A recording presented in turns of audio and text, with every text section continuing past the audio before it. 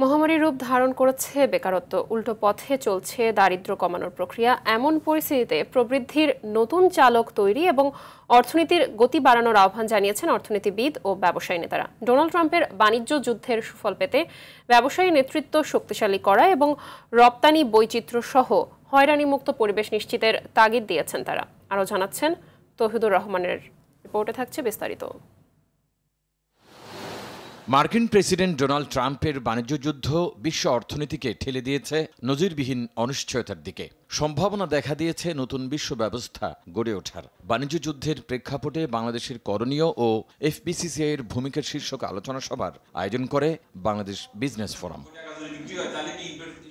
এই সময় অর্থনীতিবিদ ও ব্যবসায়ী নেতারা বলেন, নতুন বিশ্ব ব্যবস্থার সম্ভাবনা কাজে লাগাতে প্রতিযোগিতা, সক্ষমতা এবং লজিস্টিক্স সেবার মান বাড়াতে হবে। রপ্তানির নতুন খাত তৈরি করতে হবে। তাই সুশাসন জোরদার করতে ব্যবসায়ী সংগঠনগুলোকে এগিয়ে আসতে হবে। ট্রাম্প ট্যারিফের কারণে অলরেডি আমরা দেখছি যে পৃথিবীতে জিডিপি গ্রোথ 0.6% 2025 সালের যে এখন পর্যন্ত আছে 0.6% পড়ে গেছে, এবং এইখানে এশিয়া সবচেয়ে নর্থ আমেরিকার পরে সবচেয়ে বড় অভিঘাতটা আসছে এশিয়ার উপর, 0.4% ড্রপ।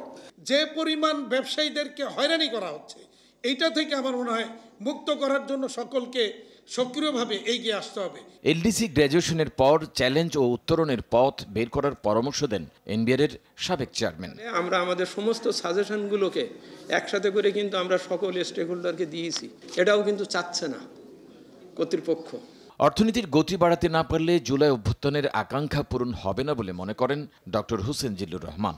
মানসিকতার মধ্যে গতিটাকে আমাদের সর্বাগ্রে নিয়ে আসতে হবে, কারণ গতি ছাড়া আমরা ওই আগাতে পারবো, কিন্তু বাংলাদেশের যে আকাঙ্ক্ষা আমরা তৈরি করেছি এই জুলাই আগস্ট আপরাইজিংয়ের মাধ্যমে, সেই আকাঙ্ক্ষা কিন্তু অর্জিত হবে না।